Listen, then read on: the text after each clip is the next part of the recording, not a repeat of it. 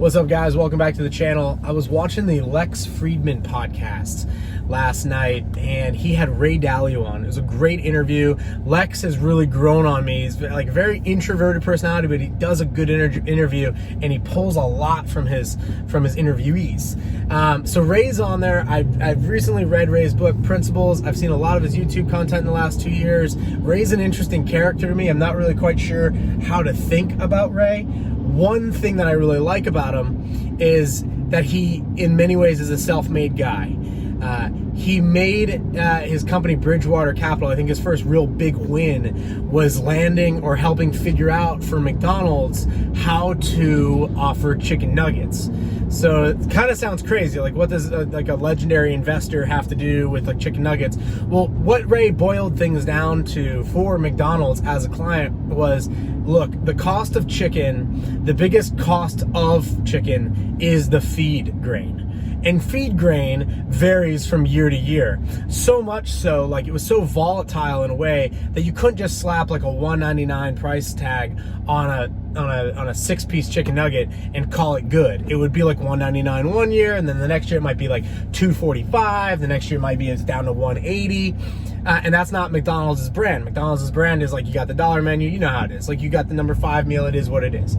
So he went out to the futures market and figured out a way to hedge corn so that they could have consistent inputs into creating the chicken needed for chicken nuggets. Pretty cool. That's how he kind of made his thing. Now, at this point, his fund is closed off. He's done extremely well.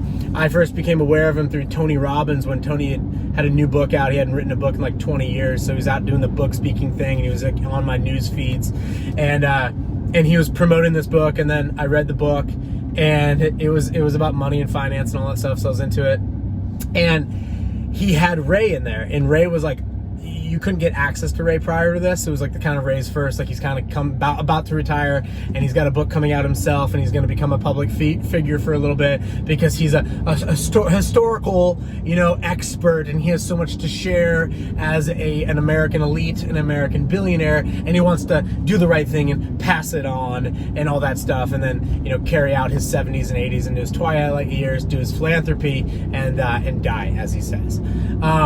The interesting thing about our American political elites is that you don't really know whose team they're on. If you look at the Chinese, you look at the Russians, you're like, okay, yeah, they're on Team Russia, they're on Team China, we got it. With the American elites, they will definitely sell you out as a country at the drop of a hat. If there's profit to be made, they're like, yo, we outsies. And this is very interesting. You see this at the political level. You see this with the Bush-Cheney enterprise or empire or inside job or whatever's going on in the oil contracts and the military-industrial complex. Like, you see that with the Bushes. You see that with the Clintons. You see this with Ray Dalio. You see this with Warren Buffett. You see this with Bill Gates. You see this elite class, a capitalist elite class that has done so well that they've really are become globalists. I mean, whether they reside in America or not, there's not a lot of incentives to being a billionaire and being in America once you've made your fortune, because it's the only nation in the world that will tax you no matter where you go. And if you haven't resided there for over 12 months, most nations will allow you out of income tax. America will not. You don't have to live here forever. But if you still have your U.S. passport, you will be paying an income tax, regardless of where that income was created at. Look at some of our other billionaires like, Jack Dorsey of Twitter or Mark Zuckerberg of Facebook, and you go, whose team are these guys really on? And it's not yours. It's not yours. But our system doesn't do anything as far as protecting itself from these types. And that's a major concern that I think we should all sort of probably have at this point in time, is who is really, where are the checks and balances? How is it that we're able to have these billionaires, as the printing press just continues to crank, and they continue to do extremely well? And I'm not speaking about tax to billionaires or any of that Bernie. Like, no, I'm not. I'm like, I'm pro billionaire. Like, I'm like these guys. I'm pro these guys. But you look at like a Jeff Bezos or something, you're like, you trust Jeff? Like, you trust this guy? Like, and it's just a very, very interesting equation. And so I look at a guy like Ray, and I look at him talk about the rise and falls of empires, the rise and falls of reserve currencies, his book Principles, all of these different things that he's putting out, and I go, huh, that's interesting, Ray, because I was very into Ray and watching his stuff pre-scamdemic. Like, definitely. Like, so I remember watching Ray at the World Economic Forum in January of 2020.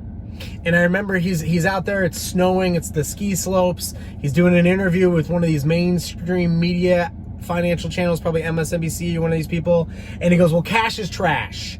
Cash is trash. He's from Connecticut, so he's got that accent.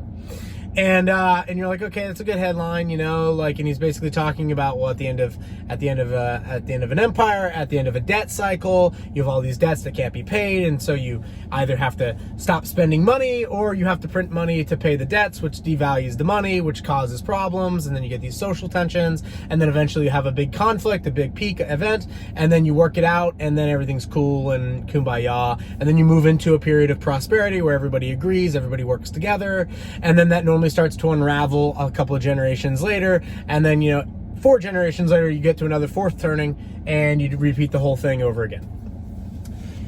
Interestingly enough, as he's at the World Economic Forum, he also, I see a Meet Kevin video on Ray Dalio just hedged his portfolio for a crash. And what he did is he had hedged 1 to 5% of his entire portfolio, all the money that he manages. He had went out and bought put options.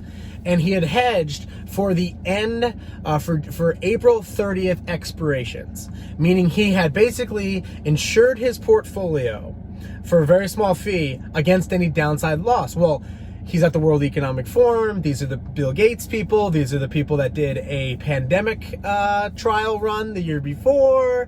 These are the people who have the Great Reset and Klaus Schwab and all these people.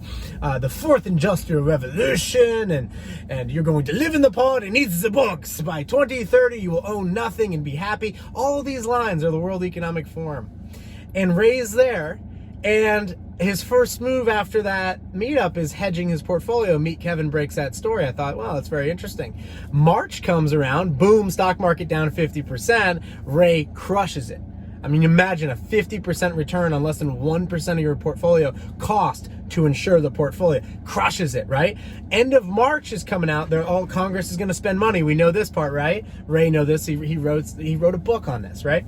And they are going to do a $2 trillion package. And Ray gets on every mainstream channel for a guy that you could never find beforehand, except Tony Robbins' book, like 5 or 6 years prior to that, is on every mainstream channel. It's too small. It's too small. It's too small.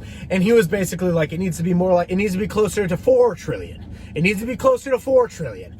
And he was just like talking about what it costs to keep these assets inflated, what it costs to keep them up. And now we're seeing the effects of all that spending, all of that inflation now is starting to hit the markets. And the first place it hit was asset prices. So people like Ray that own only assets, essentially just assets. He might own some cars and things like that, but some jets. He's got a big boat. Like he does have a cool like research vessel, like a big like he like goes and like looks for giant squid and stuff. Like he's got a massive research vessel. But like nonetheless, he owns assets. Money printer turns on, assets come up. He's already insured the portfolio. He's able to buy more at 50% off. They print, he makes another 50, he's up 100. Like, so it starts to get crazy and you're like, was Ray at the World Economic Forum? Has he been an attendee for like the last 10 years? Interesting. Has he been going to China since 1984? He's one of the first guys in China. He's done very well there. How are we dealing with Ray? Is there a plan? Is there a guy for the thing that's going to say, hey, Ray and a couple of these other guys, Bezos, Gates, how are we addressing this? It can't be through taxes. It needs to be like, hey, what exactly is going on here with the American billionaire? And do they have too much power? And are they on our team? More importantly, are they on our team?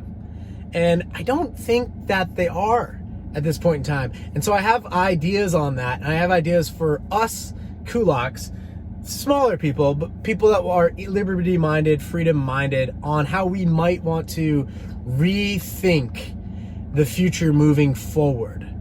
And that comes from a base of centralist China and American anarchy. And I think that it's very likely over the next decade or two that we'll see that. Go ahead and check for the next video on that.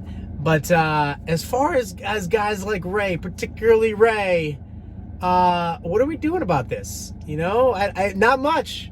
And it's very interesting to me. And it's not like the president's going to do anything about it. Like, hey, Hunter's laptop, hey, is the CIA or the FBI, anybody going to prosecute? Anybody? Like, just anyone. Any media? No? Okay. So I think it's building a base case where for a centralist China and an American anarchy. And this could actually be very, very good for Kulak types who are interested in independent thought and individual freedom and liberty. So, till next video, peace.